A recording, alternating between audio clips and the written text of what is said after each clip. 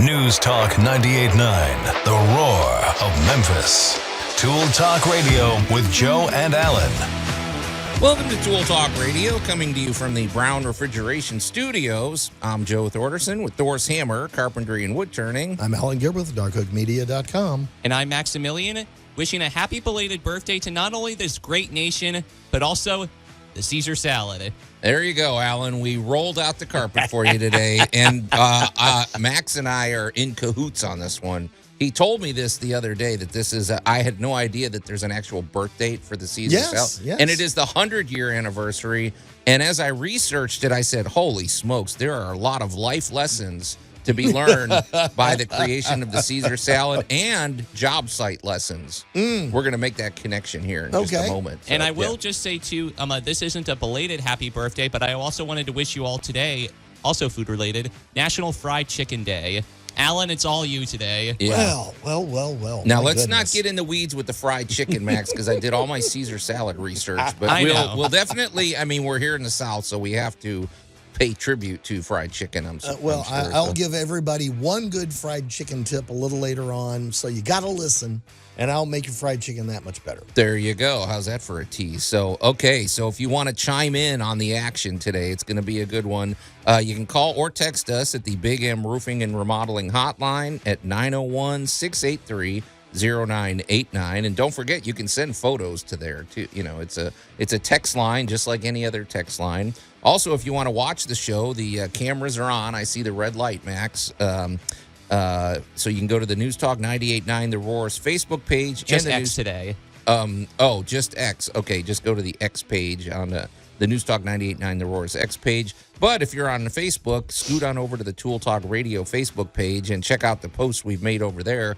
In keeping with the holiday spirit, it was kind of one of those things we were debating. Do you celebrate the 4th of July last weekend, or do we do it this weekend? It's closer to this weekend. So in honor of that, in our Great Moments in Building History, we're going to talk about Independence Hall in Philadelphia, which also gives us an opportunity to talk about the Liberty Bell, which has always kind of fascinated me. I think most people appreciate the notion. You wonder, Allan, if the Liberty Bell didn't have a big crack in it, would it have its notoriety? Would it be as noteworthy? I don't know. I doubt it. I don't think so either. So sometimes our scars can help define us in a good way. Also, last week we got a little sidetracked and we never completed we never even started the discussion of Allan's Week in Review, which was pretty wide-ranging. So we're going to get into that. I have a Tool Talk Radio quick tip, and part of it, I have to confess, I stole from a really good YouTube video. It was a technique that I was leaving one crucial step out of this technique, Allan, and this guy did a really good job, and I want to acknowledge it. We have a must-have item of the week. Also, I hope we have time for this. Modern air conditioning units. We're not talking about central units, Allan. We're talking mostly about portable. A lot of us here in the Mid-South live in a situation where even if you have central heat and air and everything, you still need those portable units. I happen to have had experience with two of the very newer units, and I'm going to basically give a Consumer Reports type of report back. And you've got one that you're partial to as well. I am. So, but Max, and we've got more. We're not teasing it because you know how that works. We over tease. But as Max indicated, this is July 4th was the 100-year anniversary of the Caesar salad. And here's what I took out of this. I did a little bit of research, and it was I guess I better pull up my notes here, Max. But it's not often that you actually have an exact birth date of the Caesar salad, but of a particular food item. But apparently, so we got to take ourselves back to 1924, and we're going to Tijuana, Mexico, Allan. So I was surprised by that. There was Caesar Cardini, so the guy named the thing after himself. But basically, there was a lot of that. He was an Italian immigrant, and he went to Mexico. And you're like, the thing is, if you live in San Diego, you know that Tijuana is literally across the border. We used to go there all the time when I lived in San Diego, and it would be literally, you could drive there in 15 minutes. You go hang out for the day in Tijuana, then you come back. Well, they didn't have the restrictions in 1924. obviously prohibition was a big deal. So if you have a restaurant and you want to serve wine and everything else, then you're going to go to Tijuana. So it was a big party. Everybody was down there for the 4th of July, and they ran out of food. And so Caesar Cardini, he was thinking quickly, and Allan, he took basically whatever remnants they could find. They tossed it in a bowl. They made a Caesar salad, and people just loved it. And I think there's some life lessons to that. But I thought, we don't give you enough food dude opportunities here. But I think there's also lessons for the job site. But before I give you my thoughts, what do you think of this? The Caesar salad is my favorite too, by the way. You can throw anything in it. Well, all right. The Caesar salad also ranks right up there with the buffalo wings. Okay, talk to me. Legendary. AKA. How do you connect those? I don't know why. Well, here we go. Okay. It's 3:00 in the morning and people are hungry. Okay. And you look in the fridge and you go, wow, I got lettuce, I got some cheese, and I got, you just have things. You don't have an obvious recipe laying there. Mm-hmm. And somebody looks at it and goes, but see, this is where somebody really has to understand flavor. Right. Because who in their right mind would have looked at a bottle of Worcestershire sauce and gone, I can put that on lettuce? Well, I was just looking at the notes here. So it said basically it was the 4th of July. Everybody's partying because, they're over the border. They can drink. They can, They're having a good time. Okay, they eat up all the food. And then so it says olive oil, Parmesan, egg, and Worcestershire sauce and lettuce.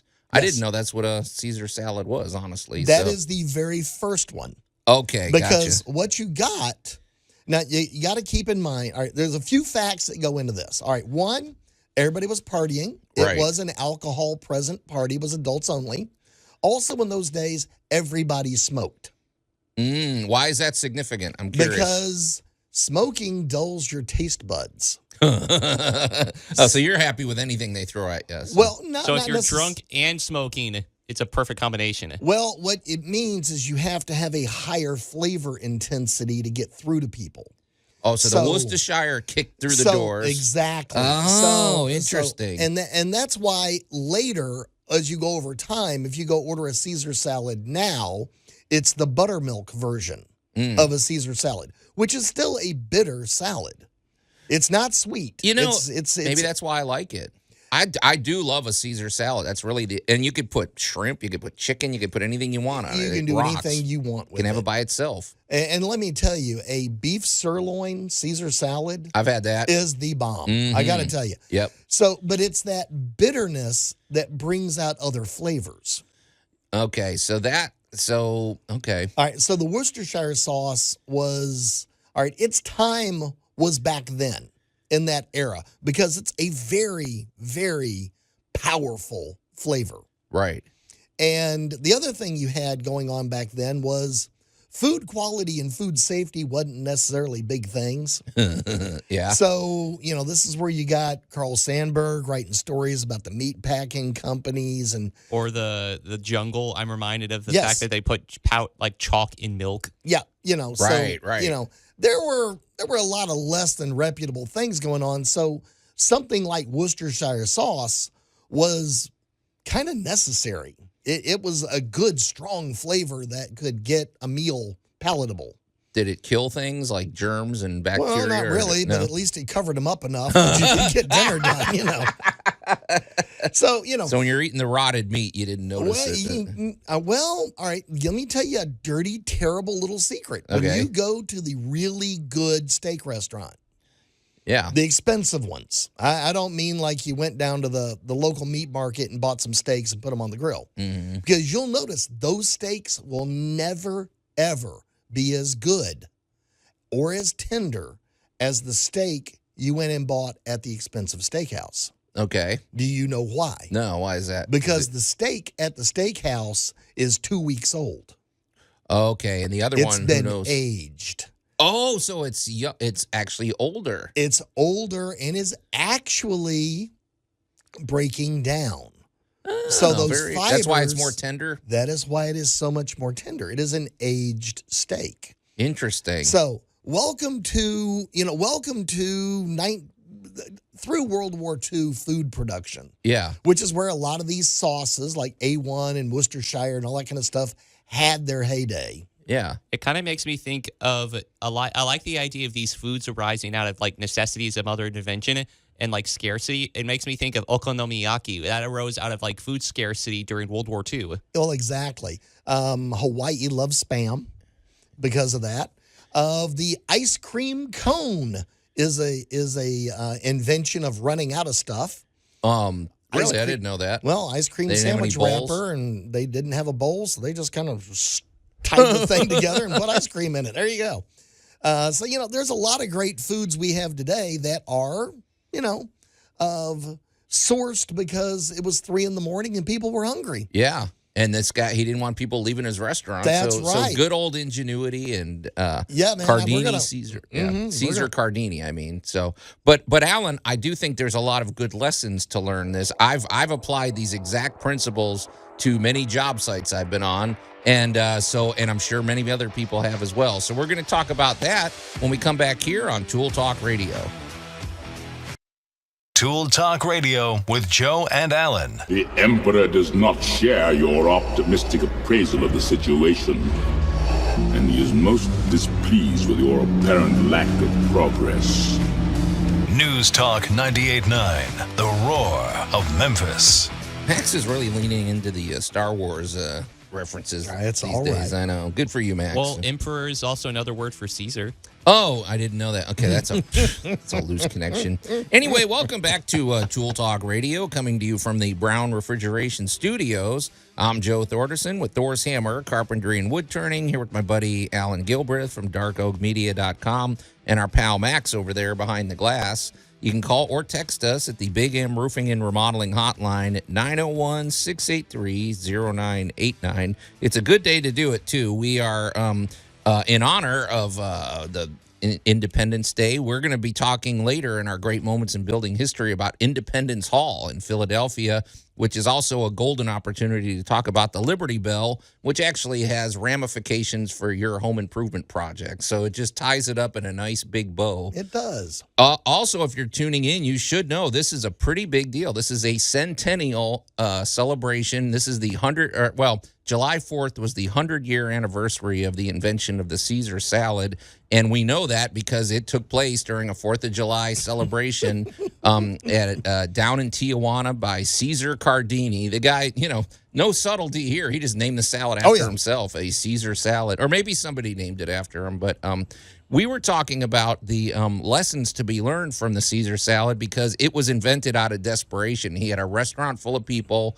He didn't want them to leave, but they had basically eaten him out of house and home. Right. And all he had left was a few ingredients, and he used them to whip up a Caesar salad. And I had some good lessons to use for home improvement and just really life lessons. But, Allan, you wanted to mention one other thing about that because there's another feature of the Caesar salad that caught your attention. Well, there's a couple of things that have got to be mentioned. Okay. And and I'm going to pick on Eddie Izzard for just a minute, the comedian. Okay. Because he's the one who said, it's not what you say, it's how you say it. So are you going to walk out of the back and go, guys, the only thing I got left is like a truckload of lettuce. All right, that's not going to keep your partiers going. Right. So what they did, and the whole original event of this was Caesar got it named after him because he made it a floor show event. They rolled it out. They rolled this baby out into the middle of the room, and he made a big deal out of, we're going to start with the lettuce, and then we're going to do this, and then we're going to do a little of that, and we're going to do all this at your table side, and you're going to kind of pick. So the few things he had left, instead of, all we got is some olives and some tomatoes, right. and some, instead of whining about what he had left, he rolled it out there like, this is about to be the greatest thing you have ever seen. And of course, it was. It's all about your mindset. It is all about presentation. Yep. And that made, it all comes down to attitude. Right.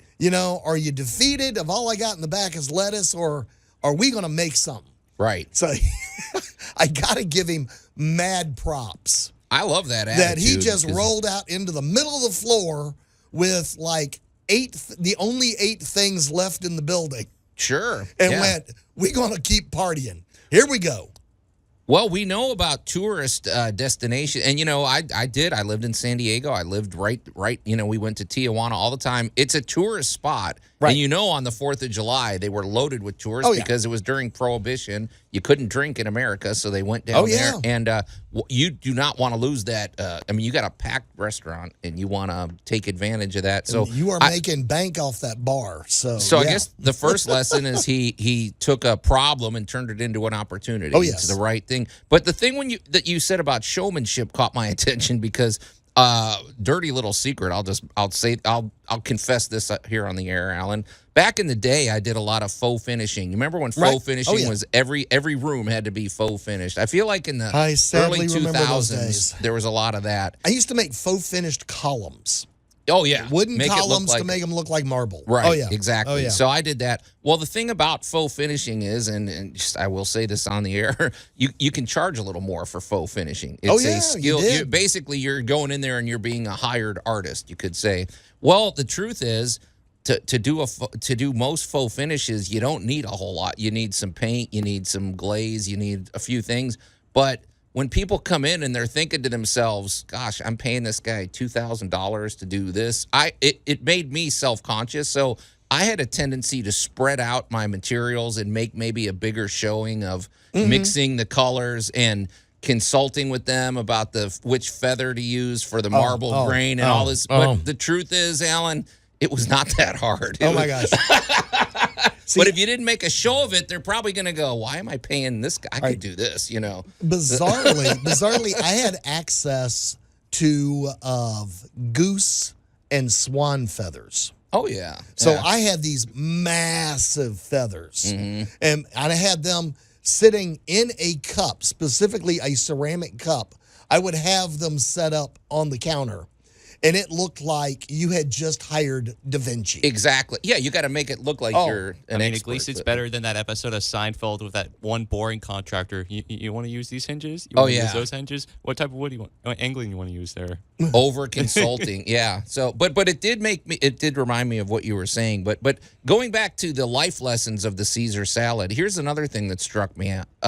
How often, and this also translates to the job site, but how often have we ever been, okay, you go to Netflix or something, I'm going to watch, I've got 45 minutes, I'm going to watch something on Netflix, and you will literally spend that entire time surfing through there because you have really almost unlimited choices, and because you have so many choices, you wind up not taking action.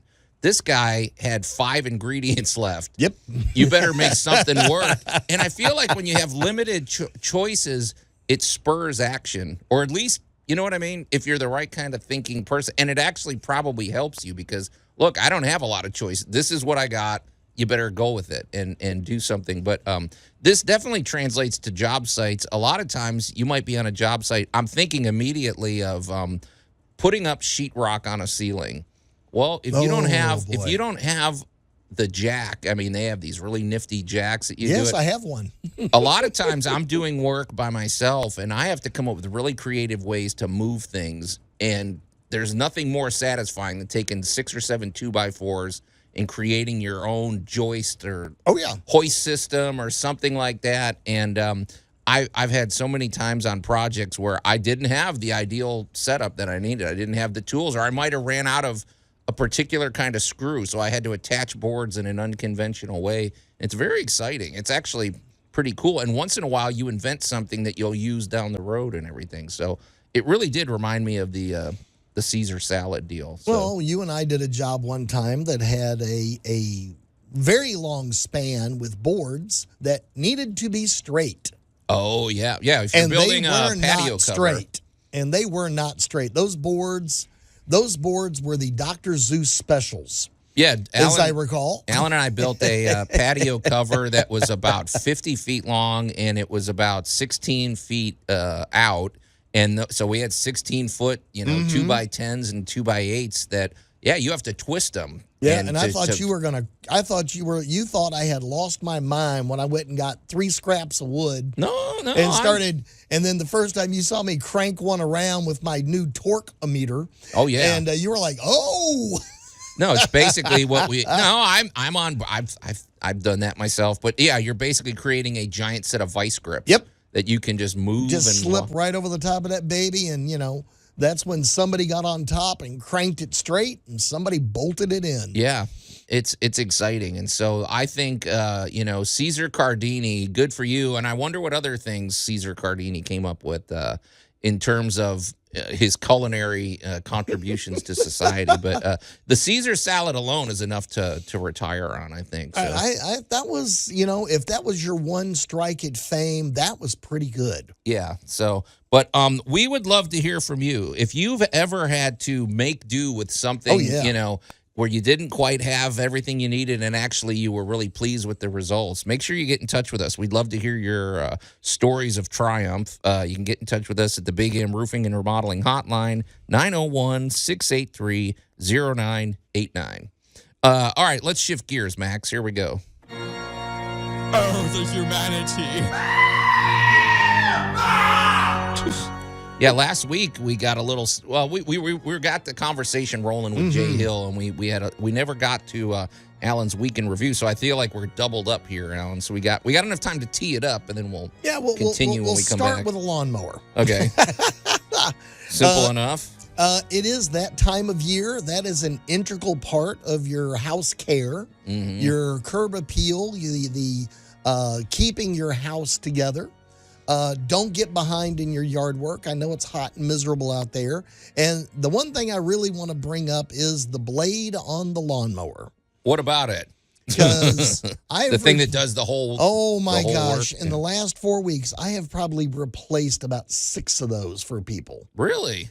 Well, you get into these grooves where all of a sudden now you're replacing lawnmower blades. It's kind of like, you go over and I love what they love to call, I call it job creep. Okay. All right. Well, I get there, and of course, everybody knows, A, I cook, and B, I garden. Yeah. Right. Not unknown facts about Allan. Right. So I get there, and of course, everybody be like, well, I got these weird cuts in my lawn. Okay. You also got a giant oak tree over there with the big knobby roots sticking up out of the ground. Okay. That have all got the cut marks of a lawnmower blade hitting it. Yeah.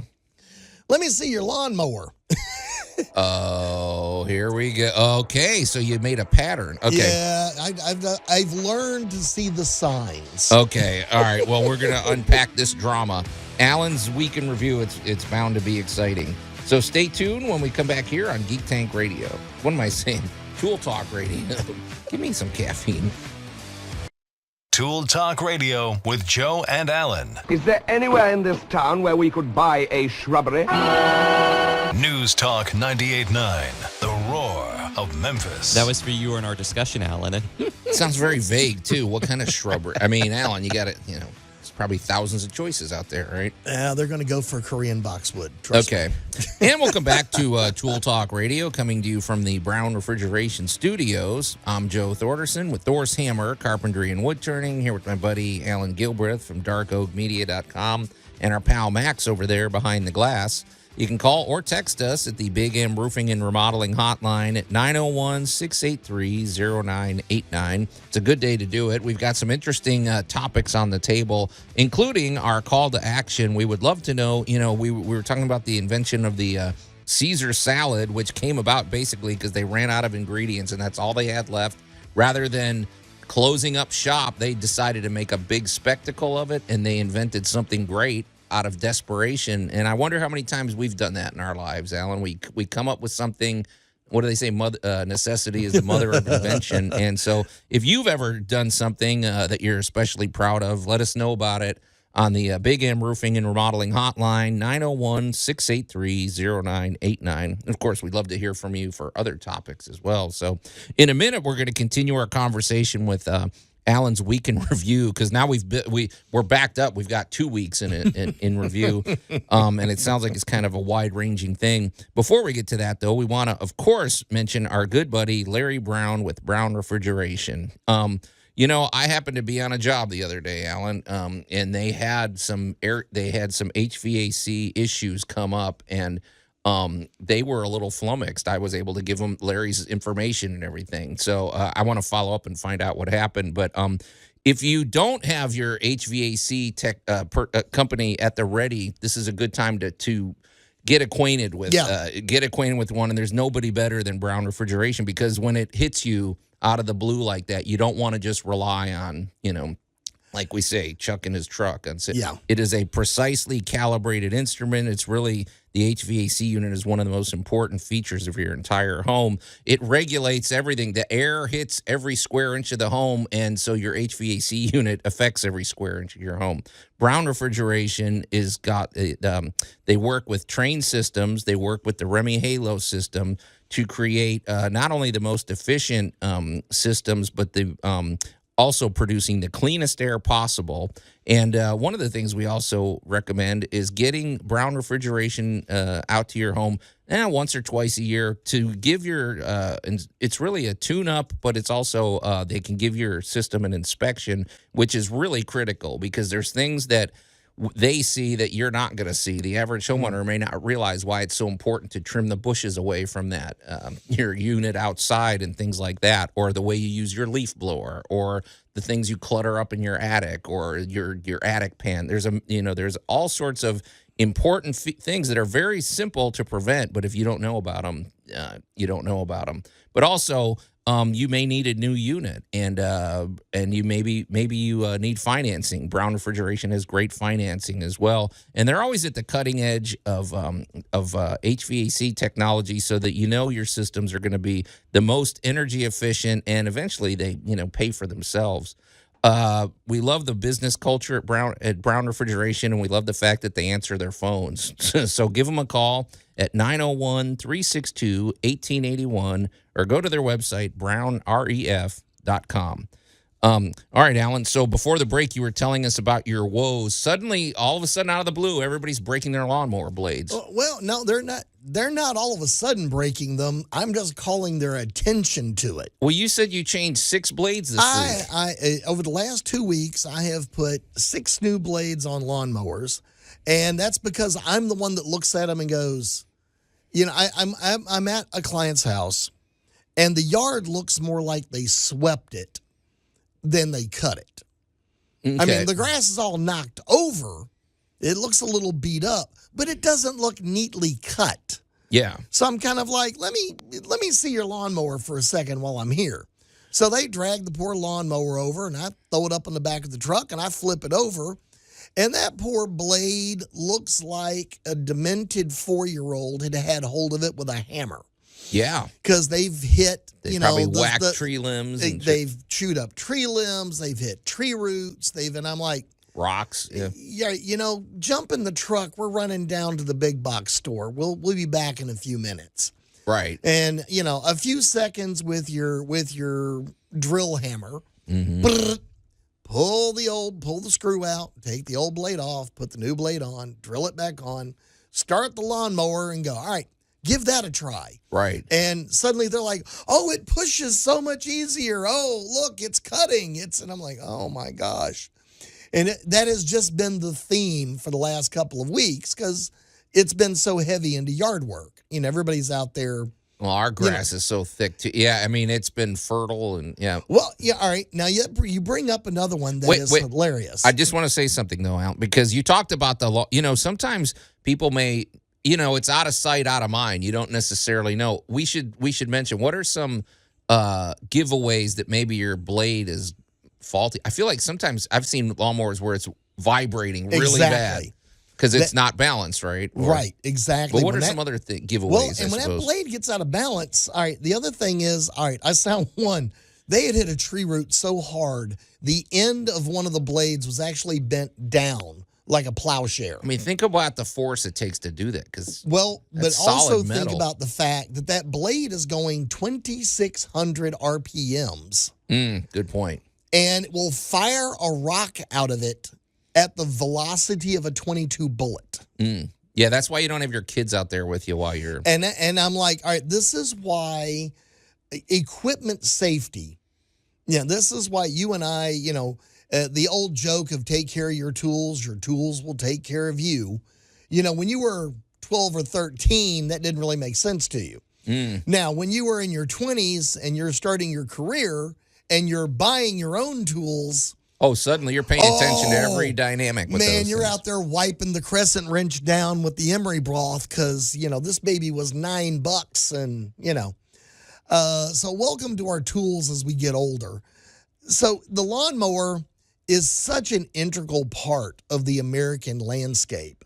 And it is one of those tools that I think people just completely overlook. Well, you use it, you're hot, you're sweaty, and then you just put it back in the garage and go take a shower. I don't want to deal with it anymore. Right, yeah. But, I hate to say it, but if you'll get its oil changed and you'll check that blade every year to make sure it hasn't been damaged, new blades are not that expensive. They're not that hard to change. Right.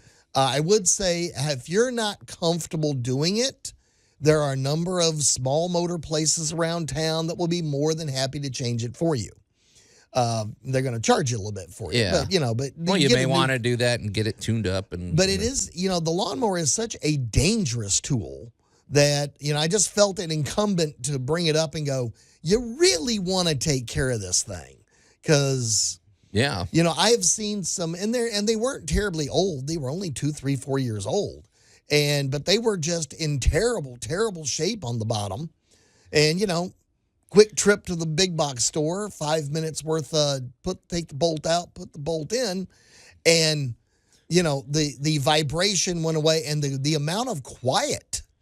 Well, because it's it's moving not smoother shaking through the itself air. to death. It's a lot quieter. I got another question. So another thing that occurred to me, what if you have a lawnmower and it runs pretty well, but it's stalling every 4 or 5 feet. It may not be the engine. It might be that the blade is struggling against the grass. Could that be? Oh, yeah. Oh, no. Okay. And the other one I found underneath there is that normally when that happens, it's not the grass, it's not the blade, it's the plastic bag wrapped around the mount. Oh, yeah. That got snaggled under there. Yeah. You didn't. Well, here's the thing. You're pushing it across some leaves, and you don't see the debris under it.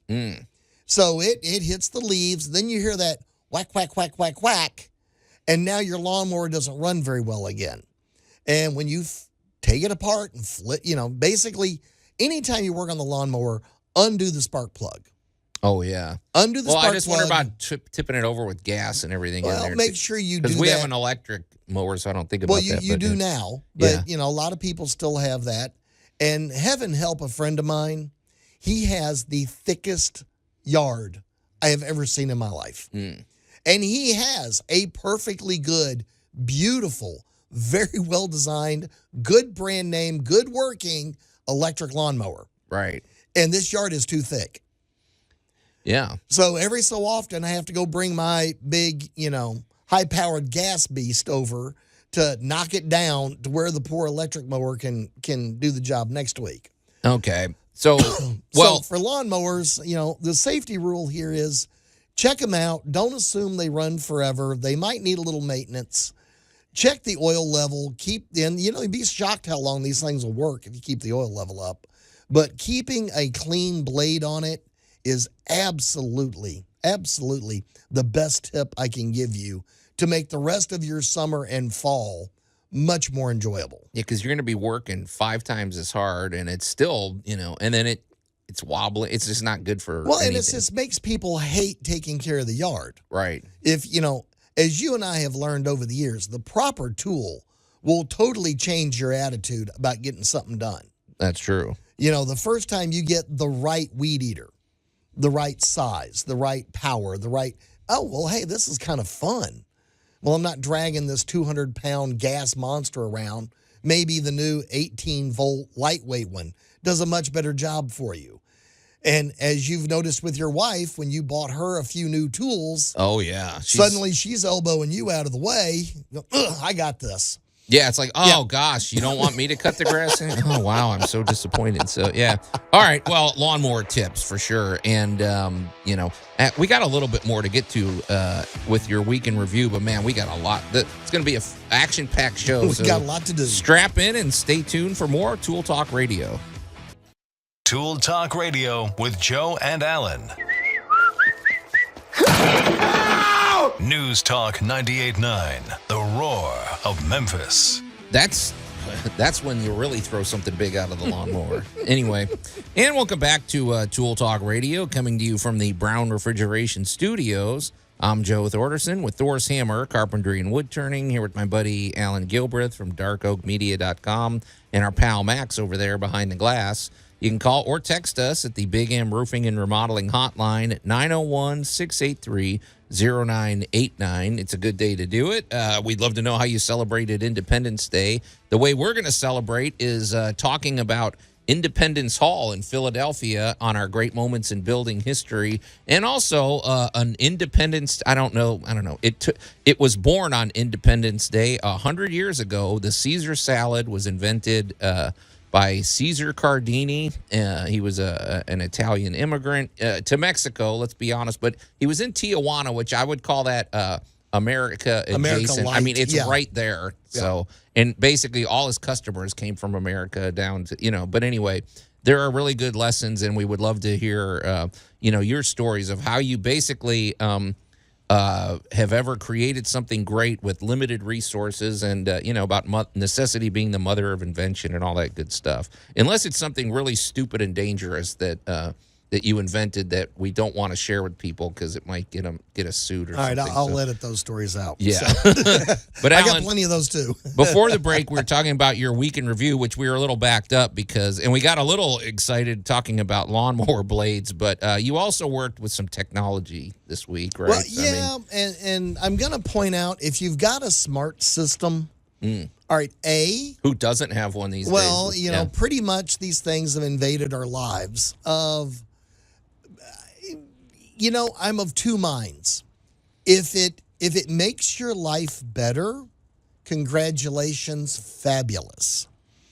If you find that you are swimming upstream against your own home, you might want to not have this stuff. Okay, what do you mean by that? Now, when we talk about smarts, I equate that with anything to do with an app.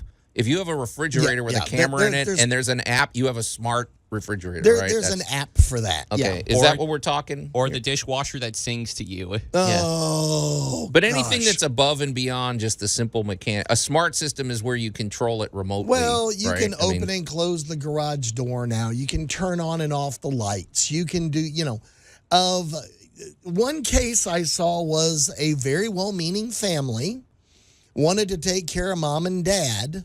So they came in and had all of these interesting things put in, and basically their parents now live in a haunted house. Well, I thought you were about to say they live almost in a prison where they're observed 24 hours a day with cameras. Well, and stuff, they're kind of on exhibit at the zoo to the rest of the family. Okay. And they don't get it.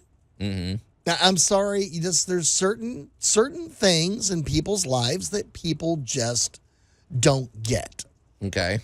I have a wide variety of things at home, Joe, that are all about the kitchen that I assure you have absolutely no interest in. Right. Yeah, I'd walk in and you'd look at it, you wouldn't even know what it was. Right. And just look at it and go, okay, whatever. So why should I load your home up with those things? So be aware that the smart system is also only smart and only as good as the people using it.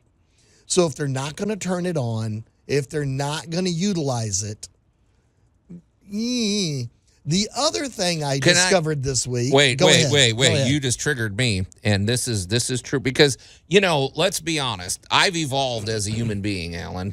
You discovered batteries. Well, you took me kicking and screaming into the battery-powered tool realm. I was a diehard, even up until maybe only 5 years ago. You were. You couldn't pay me to use a battery-powered tool. Also, I'm always late to the game when it comes to smart. I didn't have a smartphone to 2016. Right. I literally had the little whatever. Well, it allowed me to listen to baseball games on the MLB app. It improved my life. However, I'm not one of these that I blindly follow all the newest type of thing. But one thing that I think what triggered me about what you said was it's not enough to perfect. We have an alarm system at our house.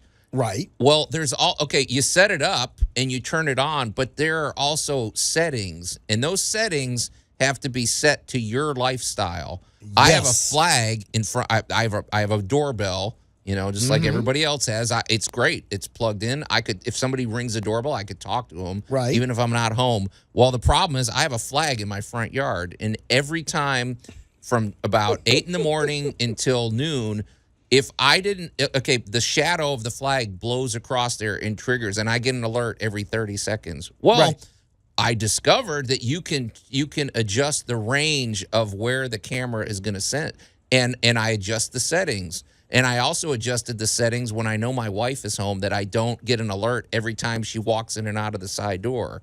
Or things. Well, I think one of the things people have a problem with smart systems is they didn't do the job of tailoring the settings to their needs or to the way they actually live. And that might be a source of problems too, because a lot of this stuff is pretty darn handy. I like being able to have a camera at my house when I'm not home and seeing if anybody's, if it's safe and everything. So it's not bad, but maybe you just didn't finish the job of taking the time to go over the settings and things. Well, again, and you're dead on the topic here of it. Get what you need. If you don't need it, don't get it. The other, or maybe you only need 50% of it, which is okay. You can put the settings on that. Exactly, and another thing I want to point out: if you have a parakeet, a cockatiel, or a parrot, they can make a sound just like breaking glass. Yeah. So do you have a dog? How big is the dog? Adjust the sensitivity around these things, and now your system is working for you, not against you. It's not driving you crazy. Is that what you were encountering this week? People are just fed up with their smart system? Well, over the last about 3 weeks, what I'd hit was various sundered complaints that this didn't this and this didn't that, or, Dad doesn't get that there's window sensors. So Dad goes around and opens the windows. Well, Dad doesn't close them all the way back all the time, and they're called reed switches, and unless they're lined up correctly, they're going to go off. Yeah. Or you can't set the alarm. You can't set the alarm. You can't. So, he won't close the window. Well, move the reed switch or make allocations. Quit fighting. I just love people, buy these things, and then they fight them. Well, I'm supposed to be using this. Well, you are, but, if it doesn't make sense to do this particular thing for your lifestyle, then A, don't do it, or B, adjust it. Yeah, maybe that window you take the sensor off and outside you put a motion sensor or something, or you do something that... Make sure the camera outside can see that side of the house, and now you don't have to worry about Dad's workshop. Okay. Because he's got paints and oils and he's got things curing in there, and it's not on your air conditioning. He's got the vent closed, so you're not wasting air, but he's trying to ventilate something where he's working. All right, take these things into consideration. So I've seen so many people frustrated with technology that they're ready to throw it in the street. Yeah. But that's not necessarily what you want to do with it. Yeah, but it takes a little thinking. Now, the other thing is, please set these things up properly. When they say put in a passcode, put in a passcode, because your smart system can get hacked. Oh, yeah. Yeah. And the last thing you want is somebody, and this is actually a group in Canada, that goes around and tries to hack smart systems to tell you that your system is hackable. Right. They're a little white hat society up there, but, suddenly you have a nice Canadian voice coming out of your alarm system going, other people in the world can see you. Yeah. And by the way, good day, A. And, it's.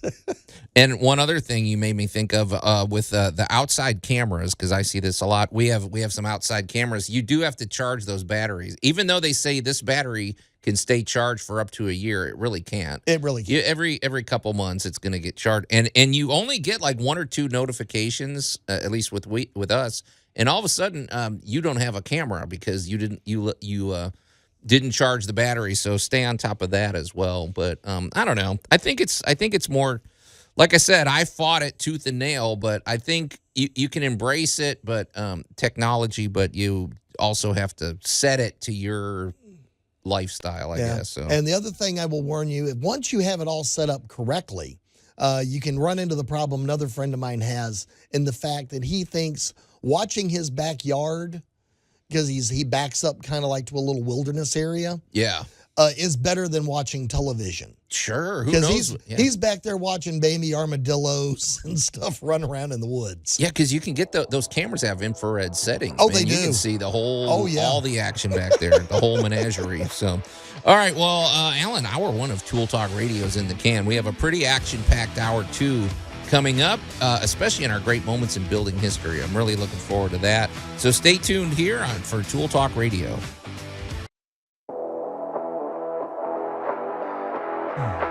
News Talk 98.9, The Roar of Memphis.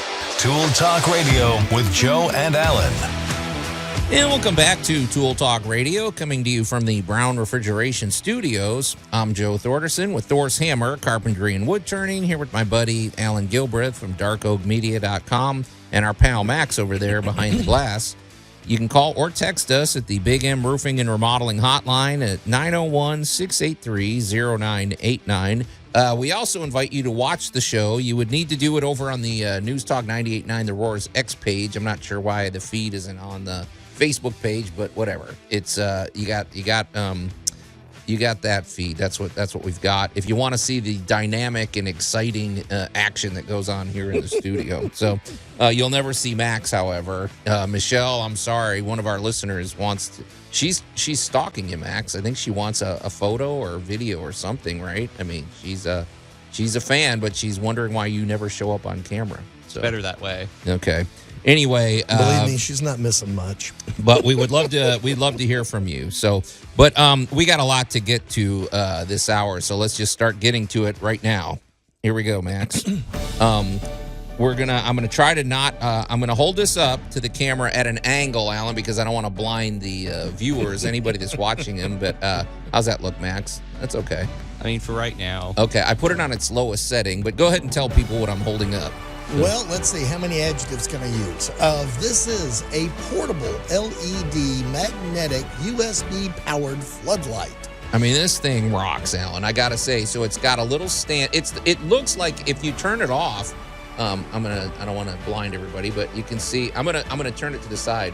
It's bright if you put it on its brightest setting, but you can dim it to whatever settings you need. But what I like, it's got a little handle that moves out. It almost.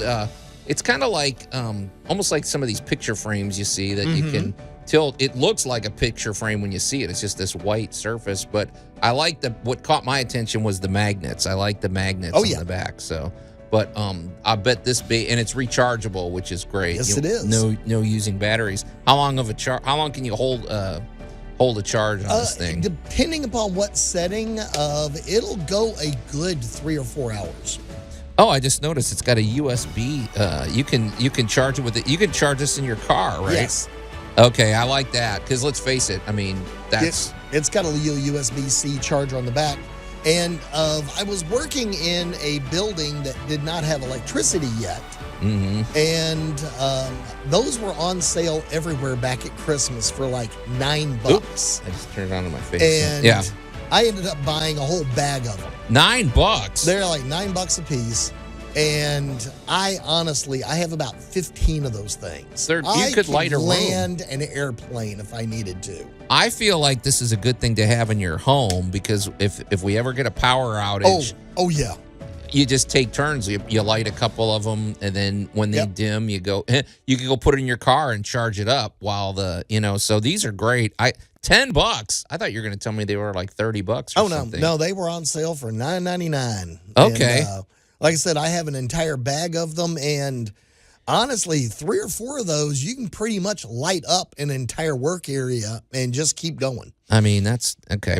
We're all about creative uses of light, and sometimes it just I could see this would be really useful for working on a car or something too. It's flat, it's portable, it hangs, and it's magnetic. It sticks. The magnetic part is what I thought was pretty awesome. So, actually, we even decorated a party with them not too long ago. Yeah, I can just see kind that. of laid them behind the. There's a little brick wall, one of the places we were at, and we just set them on the ground behind it and just backlit the whole thing. It lasted a good 3-4 hours. Now, wait a minute. Great. Not to beat this into the ground, but with these, okay, if you plug it in, it'll just run indefinitely, right? Okay, so it's like it's kind of like your laptop computer. You can just plug it in or just work off of it. Okay. Yeah. Well, the rechargeable LED portable floodlight, and it's even dimmable. That's the must-have item of the week. So, all right, I don't think we have any stinger for this, Max, so I'll just jump into this. We have a Tool Talk Radio quick tip. Haven't done this one in a while, Allan. So this involves sidewalk repair. Okay. This is more of a cosmetic situation. Although, I was reminded of something. I know we have listeners that listen outside of Memphis and around the country and even in other parts of the world. Well, here in Memphis, as far as my understanding of the law goes, Allan, we are responsible for all the sidewalks, the maintenance of the sidewalks in front of our home. Okay. I am fairly sure of that, right? Regardless, we have to cut the grass there. So, I mean, right. But one of the things we have is as sidewalks move and shift, we get these cracks. We have we have a pretty, like I said, we have a pretty big lot, so we have a big sidewalk that wraps around our property, and it's, to be honest, it's a real pain. I hate it, But what we fall into is we'll have a gap in between the sidewalks where it could be a good 3/4 of an inch space, and grass grows there continually. You have to kill it. You have to pull it out. It's ugly. It's whatever. Well, in the past, I've used sealant and things like that. It works to a degree. But I watched a YouTube video, and I really wanted to just pass along this guy's. He took it one step further, and once again, it was all about doing the correct prep work. That was the key to success. So basically what he did was he took his weed eater, but then he took a pressure washer, right, and he blasted out those cracks too. A pressure washer will actually work as an edger. Yes, I don't totally hate pressure washers. He put it on the turbo setting. He blasted the whole thing out, and what that also did is it cleaned the surface, which is important. So once it dries, and actually there's some sealant, it doesn't even have to be completely dry, but they make a sidewalk sealant that you can use. However, what set his repair apart that I didn't do, which I'm going to steal now, he took like a foam. It's almost the same consistency as like one of those swimming pool noodles that we see. I don't know what that, how long does it take for something like it to break down, Allan? Like if you were to put that in the ground. Well, in the world of microplastics, thousands of years. But okay, it's especially if it's out of the UV power of the sun. Yeah, those things last years and years and years. Okay, so if he put that in at the bottom, as his base of his repair, I mean that'll be there for decades. Okay, what he did, so that's what he did. Because what I've done in the past is I actually would where I failed, I don't know. I filled up the space with little bits of gravel and just debris and everything like that. And then I would fill it with sealant, but it kind of came back and it separated. What he did with the pool like that, the foam material, he stuffs it in there and he stops about 3/4 of an inch from the surface. Then he fills the surface with this sealant, which usually comes in like a caulking tube or something. And he leveled it out. And then what he did that I thought was very nifty is he found sand that was more or less the same color as his sidewalk. Right. And he poured it in there pretty generously because it doesn't matter. It's going to, the loose stuff will brush away. And you could barely see it when he was done. It was a really good repair. Now, I hope years later it's going to stay there. But it seemed to me the pool noodle or the foam thing is what appealed to me because it's flexible. It creates something. I don't know. The flexibility aspect seemed very important to me. He's got 2 levels of flexibility there that are creating a barrier. I don't know. I liked it. I thought it was a good repair. What do you think? Well, you get 2 things to run into. As temperatures change, because we had, a week this year where it got down to 0, which is not terribly common in the Mid-South. I know for our listeners in Chicago and Minnesota, you're like 0. Wow. That's sweater weather. Right. You know, down here in the Mid-South, 0 is, shut down the city. Yeah. Penguins and polar bears. We're not used to it. But what that does is concrete shrinks and it pulls apart and those little seams crack.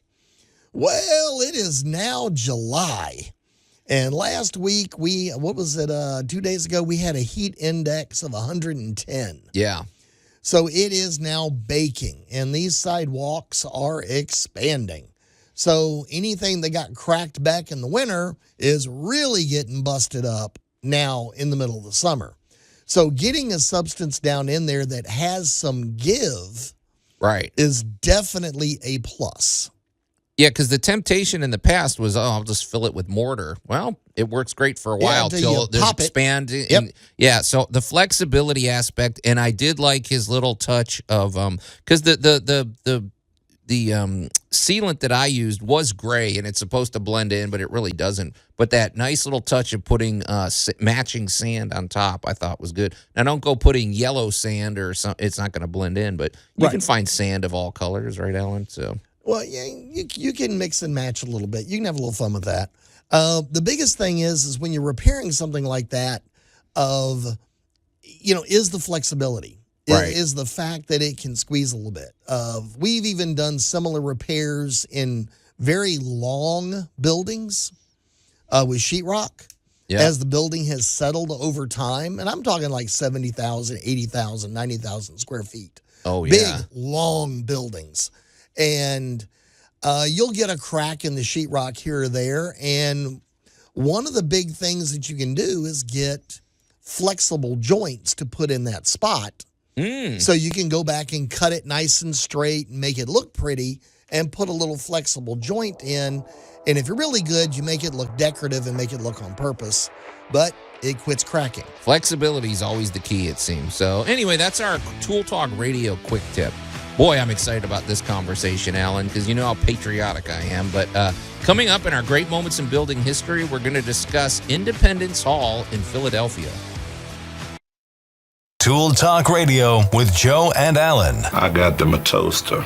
They called off the wedding and gave the toaster back to me. I tried to return the toaster to the store, and they said they no longer sold that kind of toaster.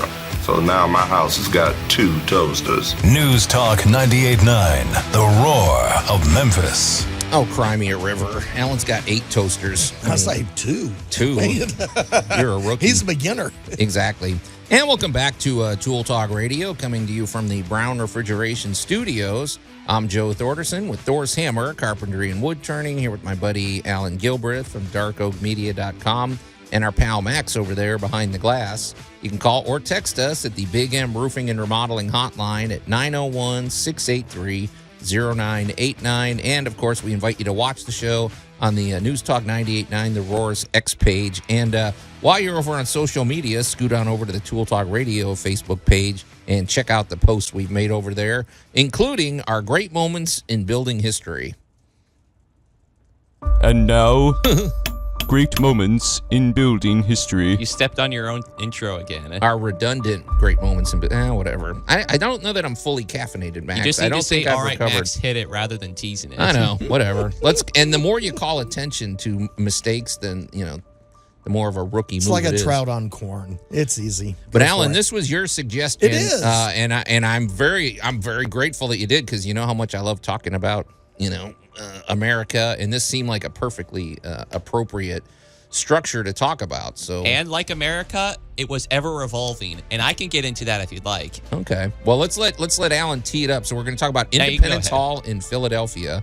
But yeah, we want to hear from you too, Max. But go ahead. Well, so they're in Philadelphia, the Pennsylvania State House. So it was a colonial government, and of just getting started back in 1753 of the architects Andrew Hamilton, William Strickland, and Edmund Woolley got together and put together a nice little, what is called Georgian architecture, which means it's lots of wood, lots of paneling, lots of plaster, but this is not a great Greek revival building or anything. This was actually semi-brutalism. I look at Max for that one as one of his favorite topics. AKA, this building was designed for a purpose, and it looks like it. Now, the purpose is to govern and hopefully to create great ideas and to generate elevated thought. I mean, you would hope that's the idea. So you don't want some space that's not conducive to that. Well, and being the birth of a new country, of the designers of this building and the founders all around this really had some lofty ideas.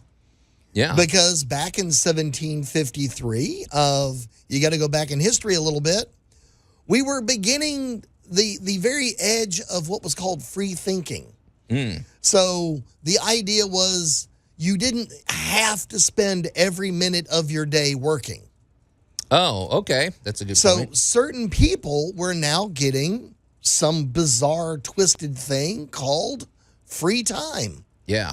And at that point, people like, well, Benjamin Franklin were, the printing press was now a thing. Technology was, and I'm going to say it this way, technology was now a thing because we are now firmly, I guess you would call it, in the steampunk era, because now carriages exist and people have horses and there's food and there's marketplaces and it's the birth of a new country. So this building is kind of designed to, well, let's govern this. Let's see what else we can come up with. And this is where, and it's not so much the signing of the Declaration of Independence that got me excited, this is where it was debated. Well, it was conceived. Well, the other thing that occurs to me about this structure, because we've all seen it, right? It's on the $100 bill, isn't it? I mean, if you look, but you see it's lots. It's a little square building with a cute little top. Yes. You see lots of windows, no soffits either. Nope. But what occurs to me is the large windows, because I feel like we talked about that a few weeks ago, I believe, about the importance of where you position windows and light. Well, Allan, they would have been doing a lot of reading and writing in this space. Well, the more natural light, the better, because we didn't have electricity. Why not let the sun come in and illuminate? So it does have to create a certain, I don't know, it has to be conducive to those types of things. Right. So, and debating and all that. So, yeah. And then when you look at the inside of it, it's the ceilings are sloped certain directions. And the reason there's all of the angles that you see when you look at an interior room of especially like the assembly room, they had meetings that went on into the night, late hours. I mean, these people were in here to debate and conceive of these great ideas, and to do so, you had to be comfortable enough to be there. And the angles are all designed to bring light back into the room. Good point. So when you look at this and you look at the chandelier, suddenly you get the importance of the lamps, the lighting, why the windows are as grand as they are, because like you said, they're really trying to get light into this room so that people can see and work and write and document and, basically argue. Yeah. This building was designed for people to have different ideas. Well, and let's talk about something we always talk about. I have to believe that these windows open and create airflow. Yes. And there's a lot of, we didn't have air conditioning. Right. And it was Pennsylvania, which meant it wasn't truly the South, so it wasn't brutally hot. But a good summer day, you wanted those windows open so you could get some airflow in there and keep people working. So when you think about these buildings, and here's something I want to point out of for people who work with their hands all the time, like you and I do, we get out there and we'll have a 10, 12, maybe even a 14-hour day. And, you're tired. You're tired. However, I'll point out as a odd thing, you and I come in here every Saturday morning. We sit in air conditioning. We sit in comfortable little chairs. We can control the lighting. But at the end of a couple of hours of being in this chair doing what we do, it's just about as tiring as a good half a day of... It's funny you say that. It is kind of draining. It is. Yeah. When you have to, and when you have to work or perform, working with your brain is work. It is a lot of work sometimes. Yeah. And when I get excited looking at, especially like the assembly room or the governor's quarters, and you can go online, and this house is part of the National Park Service, and you can certainly go see it. But it's not a big stone building or anything. It is a wood frame building. It is a normal, everyday construction, just like your home. It would be easy to overlook if you didn't realize the historical relevance. You're like, oh, okay, it's an old structure. But even the structure, like I've been to, my brother lives in Boston, so I've visited him out there. And you could walk by a home where, is this home 80 years old or is it 300 years old? It's one of those types of thing where it's like it's sort of a classic, it's made of brick and it's got very straight lines and there's nothing super ornate about it. So sometimes it's hard to peg that. But you look at it and is it a retro? Is it not a retro? Yeah. It is a simple facade building. There's not a lot of, it's well designed. It's attractive. Right. You don't walk up to it and go, wow, they built a brick.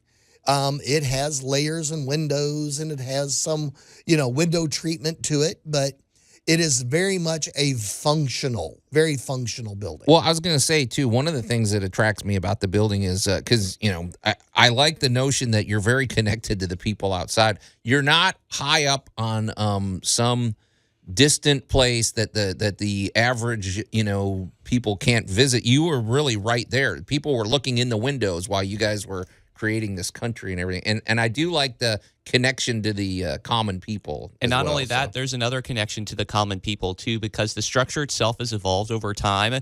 And during the time of the conception of the Declaration of Independence, there were actually two sheds that were joined together at the east and west wings, and that was to store ammunition and actually house people. Oh, yeah. Well, let's face it, they were rebels at this point. So, yeah. I do like that. I like the spirit of this building. I like the functionality. I was interested in this clock, Allan.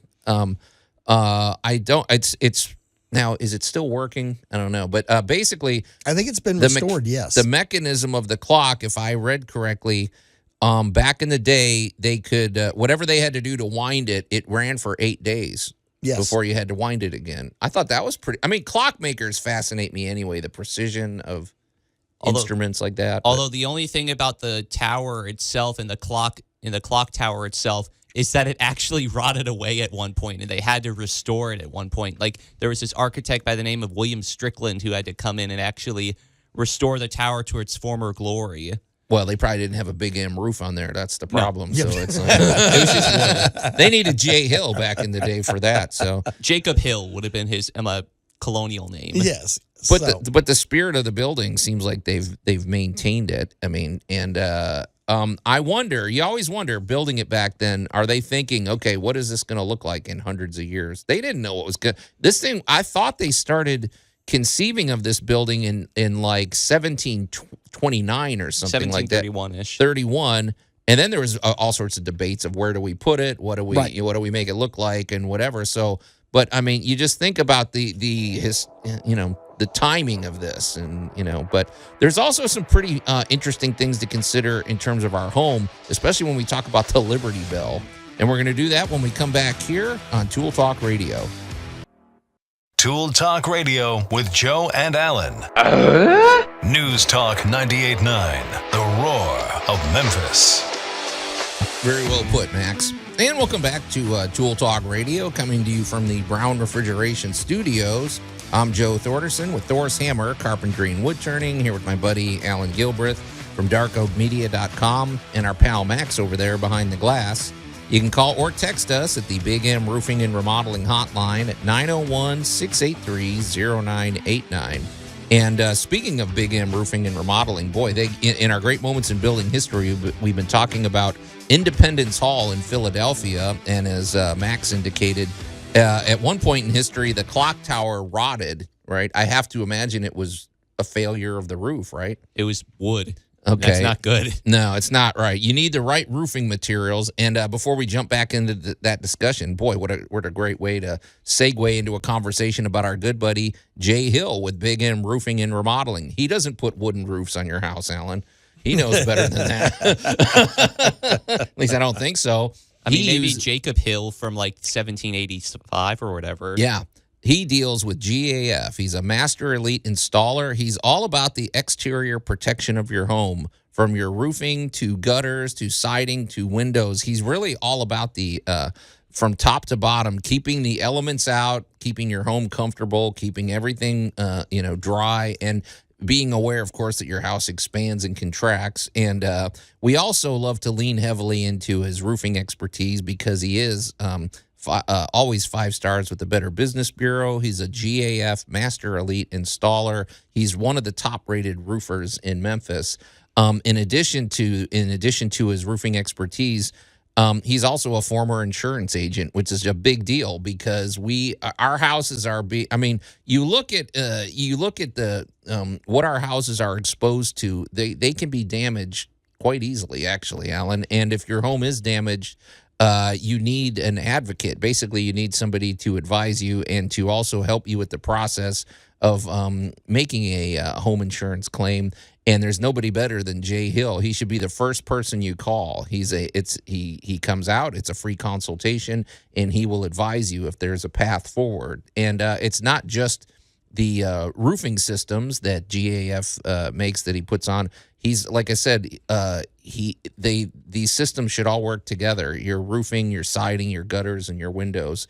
Also, these roofing systems are so well manufactured that they offer a lifetime transferable warranty. And Jay also has 30 lenders at his disposal if you need financing. We love Jay Hill. We love the pride he takes in his work. We love all of his attention to detail, and he brings a lot of energy and optimism to every project. So please call Jay at 901-484-5645 or go to bigmroofingandremodeling.com. Well, before the break, we were talking in our Great Moments in Building History about Independence Hall. We were talking a little bit about kind of the functionality of the building and what the building represented. I mean, if you were the average citizen of Philadelphia, and this is before the, we're talking pre-1776 here, and you're walking by, you could look in the window and watch Benjamin Franklin and all of our founding fathers debating, and it was a little more connected. Also, I was thinking of something, Allan. My experience with Pennsylvania essentially comes from watching M. Night Shyamalan movies, but he films all of those out there because there's a lot. Well, I would have to imagine back in the day, it would have been a lot of forested space. It gets very creepy at night. It's a lot of wide open spaces. They probably had bears running around and everything. And all of a sudden you have this beacon of a building, the Liberty Hall. I have to imagine, with its big tall clock tower. I don't know. I have to imagine it was sort of a symbol of hope as well. Well, it was the Pennsylvania State House. Right. And so a lot of what we think of today about it was actually pre-existing the Revolution, and was Pennsylvania getting ready to set itself up and follow William Penn's instructions on how he wanted to run the state, and So welcome to colonial rule and colonial law. Go ahead, Max. And I you had could another also- point about that. But And yeah. you could also see by virtue of the structure how it was sort of the temporary capital of the U.S. before Washington, D.C. was established. That's true. I think what I also like about this building is you have to think about the climate they were in. This is a far cry from some gilded castle with people giving edicts from high above and telling you how it's going to be. This was a street level building that was for the people, by the people, which I like that attitude. In So- fact, it was so street level. Let's talk a little bit about pest control. Talk to me. That's a transition. Way to go, Max. So, yeah. So when they were signing the Declaration of Independence, the signing and like the readings of like the names of the approvals would be punctuated by a slap on the neck, because every now and then they would have to welcome in horseflies. Yeah, they didn't have screens back then, right? No. That wasn't invented yet. Welcome to, But so I do. I mean, there's a spirit of this building that it's you. I think if you go visit Philadelphia, definitely check it out and just put yourself back in that time and what the building was trying to say and how it would function. But I'd love to talk about the Liberty Bell, because Allan, the Liberty Bell, obviously, I guess we wonder, would it be as famous if it didn't have a big crack in the side? And let's first talk about how we got to the bell itself. Okay. It is in tandem with the origin of the clock tower and steeple, which I'm personally glad they have a clock tower and steeple, because looking at some of the earlier visions of it, it looks a little bit more boring. But anyways, in about 1751, they had commissioned a steeple, and they wanted a bell to be added to that. And so in 1753, there was a bell that was eventually recast into what we know called the Liberty Bell. Right. And in fact, it's got that, what is it? Proclaim liberty throughout the land to all the inhabitants thereof, which if you watch the 10 Commandments, that's the last quote Charlton Heston says. But Allan, they needed this bell. And bells, I mean, they're heavy and they're meant to sound, to make announcement. They go off at noon and everything. And if you had a crisis in the city, you would ring the bell and everything. But this bell early on cracked, and I think there's actually home improvement applications. But why did the bell crack? Because I remember as a kid hearing stories. Well, it cracked because George Washington slammed somebody's head again. All these stupid myths and urban legends. But what's the real reason the Liberty Bell cracked? Well, the real it's not quite as reason- dramatic, but it's metallurgy. Right. It's metallurgy. All right. Well, let's start with the fact that this thing is about 4 foot. Okay. This is not a small bell. It's This heavy. is a big bell. It weighs somewhere around a ton. A ton is 2,000 pounds, right? It is 2,000. Matter of fact, it is 2,080 pounds, if I remember correctly. Okay. And it is 70% copper, 20% tin, and about 10% other slag, junk, and whatever. But because of the size and weight of the bell, it doesn't cure properly. Okay. So it was too big? So, it's more or less too thick. Okay. Because the way it was cast, it's all comes down to how it's cast. And copper, we don't generally think of as something that cracks. There's copper pipes. We use copper. There's for a lot of things. flexibility in copper. Copper's like some really good stuff, but this is really thick. I mean, the one thing that will impress you when you walk up to this is it's only 4 foot tall, but it's over a ton, and it's really thick metal. And that's as much as some cars weigh. It weighs more than some imports. I got news for you. Yeah.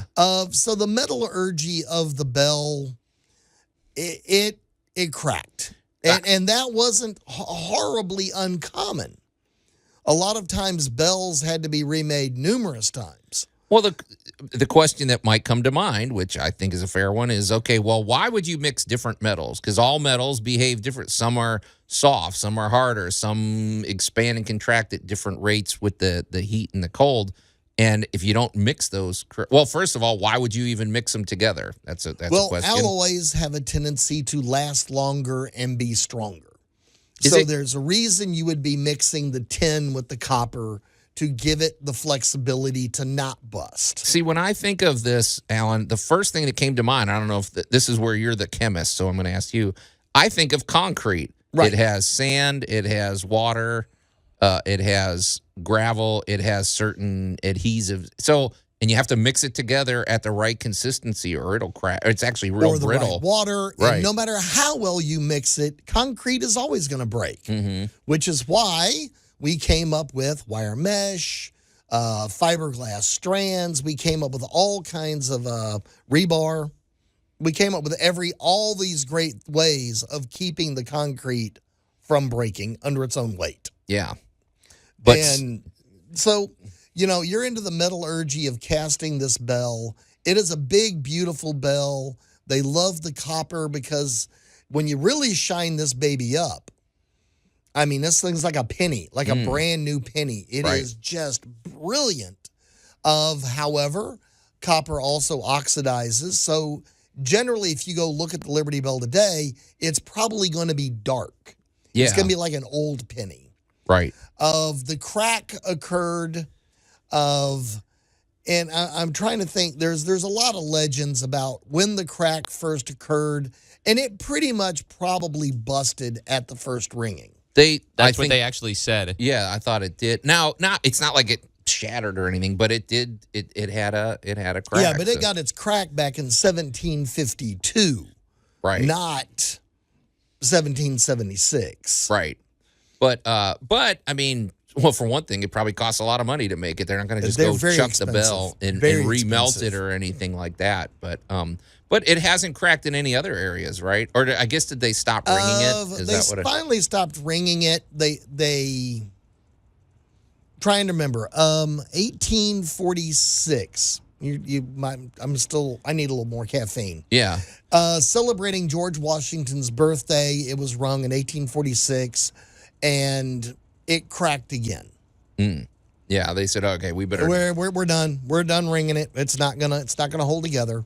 So, the bell has been tolled for a number of people. It was tolled for Ben Franklin. It was tolled for George Washington, Alexander Hamilton, and Thomas Jefferson. Yeah, you used the rubber mallet at that point. Yeah, they were careful, but, But hey, it just goes to show that you've got to mix things correctly, or they're not gonna hold up. So, yeah. And I think the one reason this is a great symbol is that it's not perfect, but it's what we got, and we still love it. And we've got some parting thoughts about that when we come back here on Tool Talk Radio.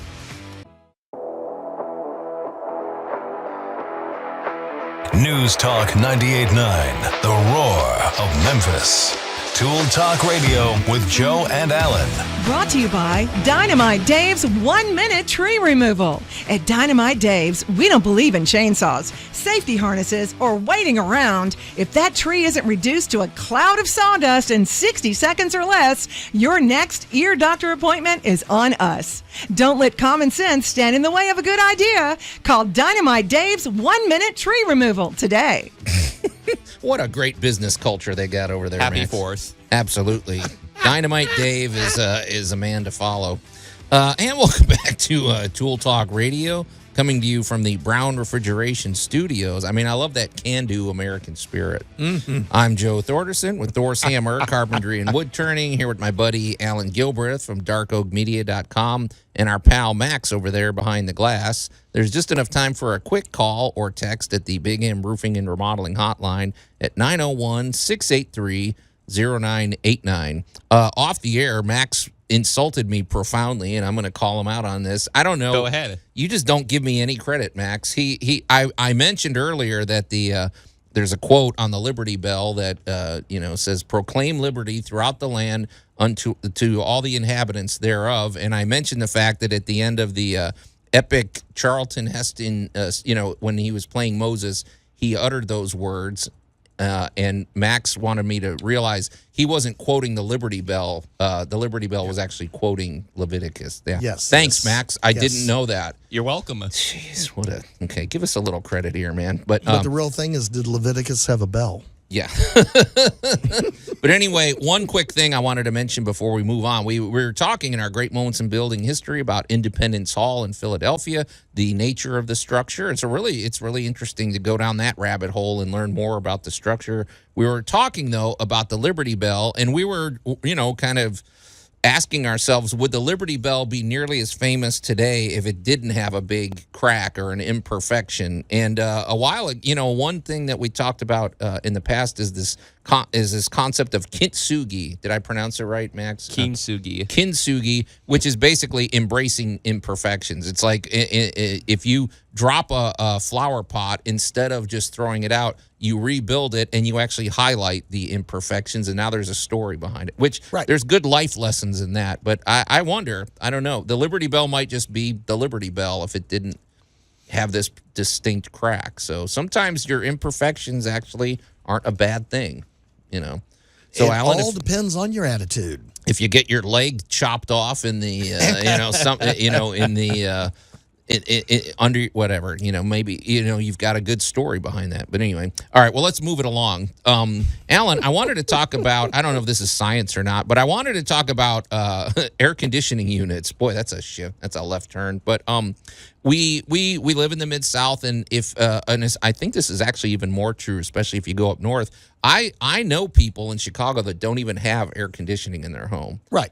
I personally don't get it. I'm thinking it gets hot there. But what they do have is window units. And here in the Mid-South, we have to have air conditioning. But even still, there's some homes where you might have a central unit, but you also might have these window units for certain. My wife has a workout room. It's basically a converted sunroom. You have to have these things. We have some window units. So I've more or less become an aficionado on these.